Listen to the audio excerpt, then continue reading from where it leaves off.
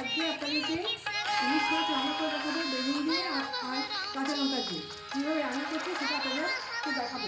আপনারাও দেখতে থাকুন। আমি তো রান্না করতে আরম্ভ করবো। গ্যাসে আমি কড়াই বসিয়ে দিয়েছি। কড়াইতে সর্ষে তেল দিচ্ছি। তেলটা গরম হলে ইলিশ মাছগুলো আমি হালকা হালকা ভেজে নেবো, খুব ডিপ করে ভাজবো না। এখানে আমি একটা আলু এভাবে কেটে নিয়েছি আর একটা বেগুন কেটে নিয়েছি। এই লম্বা লম্বা করে কেটেছি। তেলটা গরম হয়ে গেছে, এখন আমি একটা করে মাছ ভেজে নেব।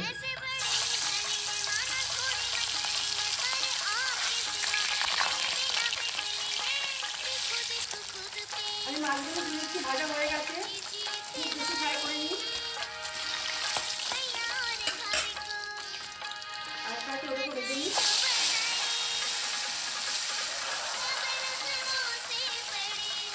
মিনিট ভাজা হয়ে গেছে, এখন আমি তেলের মধ্যে গোটা কাটা আলু দিয়ে দিচ্ছি। আলুটা লালটা নিয়ে নিই, তারপরে আমি এর মধ্যে বেগুনগুলো দিয়ে দেবো। এই তেলের মধ্যে একটা আমি গোটা লঙ্কা দিচ্ছি, শুকনো লঙ্কা আর 5 ফোড়ন দিচ্ছি। 3 চামচ মধ্যে 5 ফোড়ন দিলাম।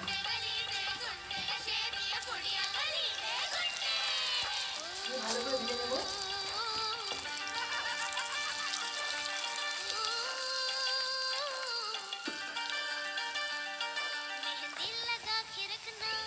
আমার আলুগুলো ভাজা হয়ে গেছে, এখন আমি কাটা বেগুনগুলো এগুলো দিয়ে দিচ্ছি। বেগুনগুলো আমি আলু থেকে ভালো করে ভেজে নেবো।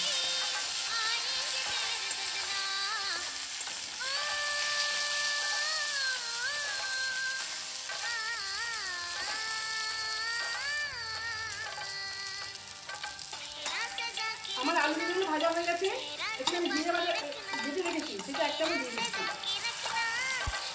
আর আদা বাটা দিয়ে দিচ্ছি 1 চামচ। এই মশলাটা আমি বেগুন আলু দিয়ে ভালো করে কষিয়ে নেবো।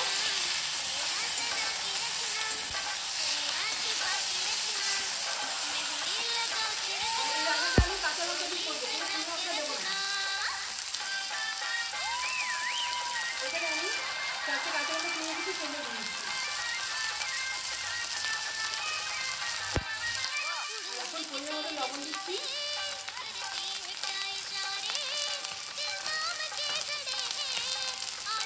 আর হলুদ দিচ্ছি। শুকনো লঙ্কা দিয়ে দেবেন, আর কিছু দেবো না।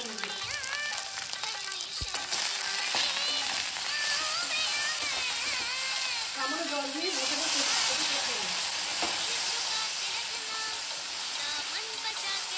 এবার ইলিশ মাছ খেতে খুব ভালো লাগে। আমার কাছে যেমন ভালো লাগে, এটাও খেতে খুব ভালো লাগে।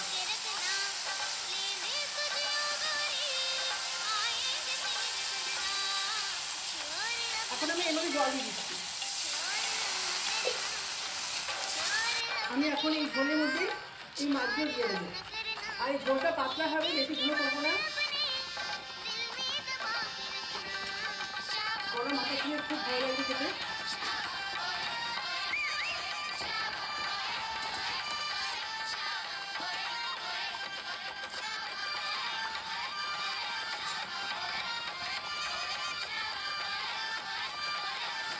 আমি নামানোর আগে একটু কাঁচা তেল দিয়ে সর্ষের তেলটা একটু ফুটিয়ে দিই, নামিয়ে দিই।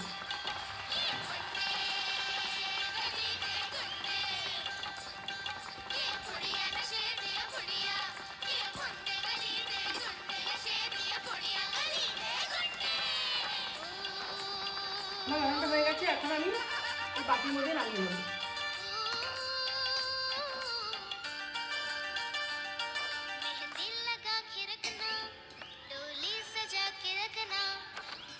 আমি রান্নাটা এইভাবে করলাম, আপনারা বাড়িতে এইভাবে রান্না করে সবাই খাওয়াবেন। ভালো লাগলে লাইক শেয়ার কমেন্ট করবেন, একটা সাবস্ক্রাইব দেবেন। Thank you for watching.